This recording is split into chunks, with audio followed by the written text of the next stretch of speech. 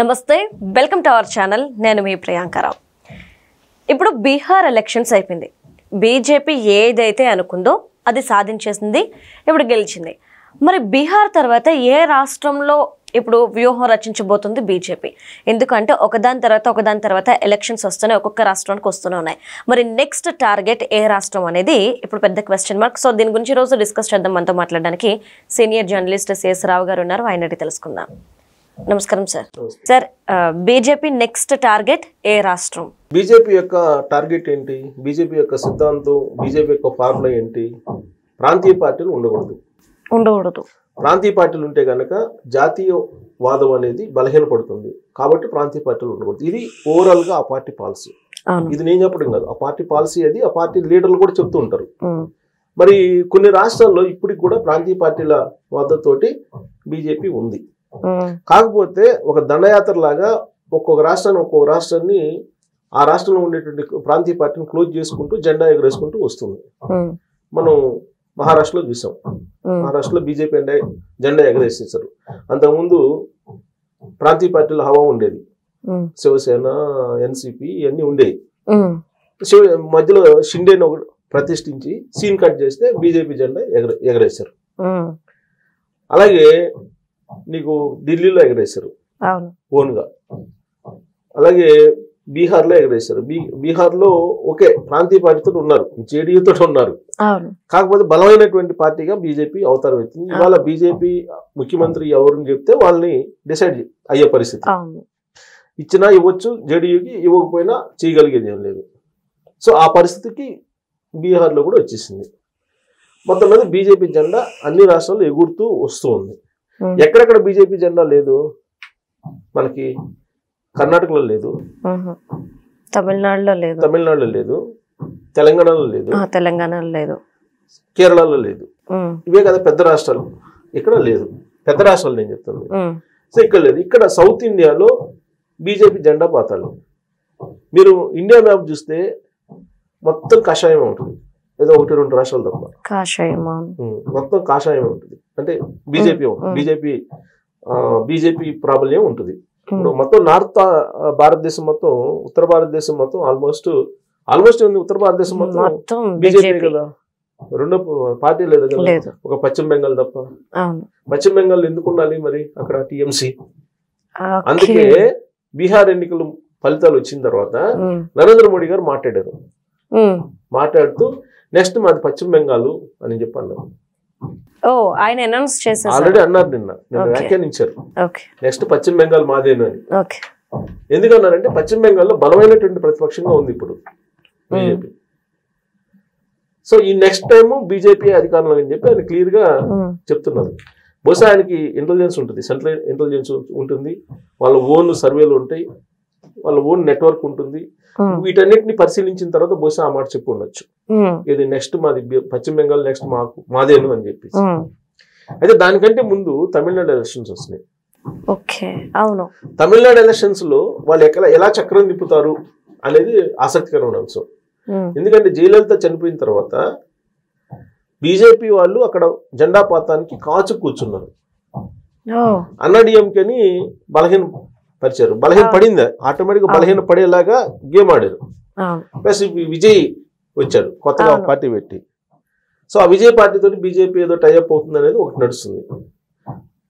మొత్తం మీద ఏంటంటే అక్కడ మీకు డిఎంకేని పడగొట్టాలి. డిఎంకేని పడగొట్టాలంటే ఎకాఎకిన అయ్యే పని కాదు. సౌత్ ఇండియాలో నార్త్ ఇండియా మాదిరిగా బీజేపీ వాళ్ళు నడవదు. కేరళలో నడవదు, తమిళనాడులో నడవదు, ఆంధ్రప్రదేశ్లో నడవదు, తెలంగాణలో కూడా నడవాల ఇప్పటి వరకు. సో కాబట్టి పశ్చిమ బెంగాల్లో మేము నెక్స్ట్ జెండా ఎగరేస్తాం అని చెప్పారు. అయితే తమిళనాడులో తమిళనాడులో బహుశా నేను అనుకుంటూ ఆ విజయ్ పార్టీతో ఏదో దానితో కలిసి వెళ్ళి విడతల వారీగా first step, second step, third step లో వీళ్ళు వెళ్తున్నారు. మహారాష్ట్ర అదే చూసాం మనం. థర్డ్ స్టెప్ లో వెళ్ళారు. ఫస్ట్ షిండేని క్రియేట్ చేయడం అదంతా. ఈ ప్రక్రియ ఇప్పుడు నెక్స్ట్ ఈ షిండే ఈ ఫార్ములా కర్ణాటకలో మనం చూడబోతున్నాం త్వరలో. ఇప్పుడు కర్ణాటకలో సిద్ధరామయ్యని మార్చాలని చెప్పి అంటున్నారు. ముఖ్యమంత్రి సిద్ధరామయ్యని మార్చేయాలని అంటున్నారు. మార్చేస్తే కనుక సిద్ధరామయ్య ఎలాంటి స్టెప్ తీసుకుంటాడో తెలియట్లా. ఇప్పుడు అక్కడ బలంగా ఉంది బీజేపీ.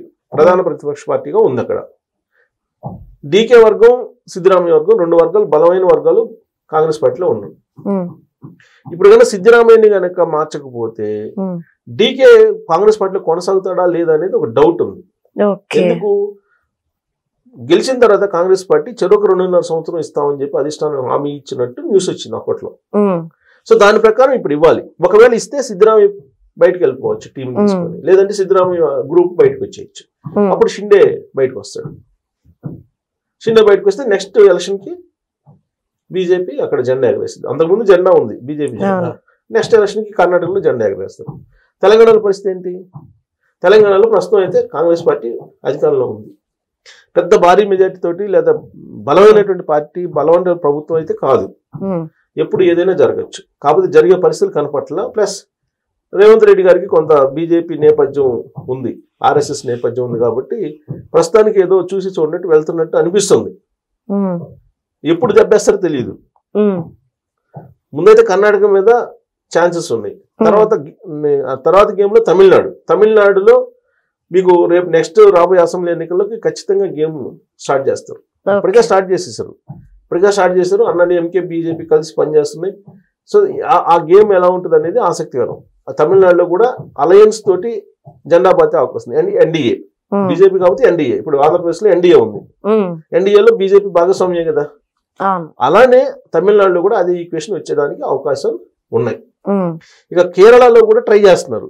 కాకపోతే కేరళలో కొంత టైం పట్టచ్చు. సో వరుసగా ఫస్ట్ ఏంటంటే బీజేపీ జెండా పాతాలంటే ఎన్డీఏ జెండా పాతాలి. ఫస్ట్ ఎన్డీఏ జెండా పాతిన తర్వాత షిండే జెండా పాతారు. షిండే జెండా తర్వాత బీజేపీ జెండా పాతారు. ఇది వాళ్ళ ఈక్వేషన్. సో కాబట్టి ఇప్పుడు నెక్స్ట్ బీహార్ తర్వాత ఏంటి అని అంటే పశ్చిమ బెంగాల్ క్లియర్ గా ఉంది. బీజేపీ జెండా అక్కడ ఎగరేయడానికి సిద్ధంగా ఉన్నామని చెప్పి నరేంద్ర మోడీ గారు చెప్తున్నారు. ఇట్లా ఒక వ్యూహాత్మకంగా భారతదేశం మొత్తం జెండా, బీజేపీ జెండా, కషాయ జెండా పాతాలి అనేటువంటి ఒక వ్యూహంతో వెళ్తున్నటువంటి క్రమంలో బీహార్ ఎన్నికలు అనేది ఒక పెద్ద బూస్టింగ్ వాళ్ళకి. సో బీహార్ ఎన్నికలు, ఇప్పుడు బీహార్ ఎన్నికల్లో నితీష్ను ముఖ్యమంత్రిని చేస్తారా లేదంటే బీజేపీని చేస్తారా అనేది నడుస్తుంది. ఇప్పుడు ఒకవేళ బీజేపీ ముఖ్యమంత్రిని చేశారనుకోండి, అప్పుడు అక్కడ కూడా పాతినట్టేగా. ఇప్పుడు ఆయనకి ఉప ప్రధాని ఇచ్చేసి నితీష్ కుమార్ గారికి బీజేపీ ముఖ్యమంత్రిని అక్కడ చేశారనుకోండి, బీహార్లో కూడా పాతినట్టుగా బీజేపీ జెండా. ఎన్డీఏ కాకుండా ఇప్పుడు వరకు మనం ఎన్డీఏని చూసాం, అక్కడ ఎన్డీఏ ప్రభుత్వం చూసాం. ఎన్డీఏ తర్వాత నెక్స్ట్ స్టెప్ ఏంది? షిండే రావాలి. యాక్చువల్ గా షిండే వస్తాడా లేకపోతే బీజేపీ జెండా డైరెక్ట్ పోతారా అనేది చూడాలి అక్కడ. Okay, right. Thank you so much sir.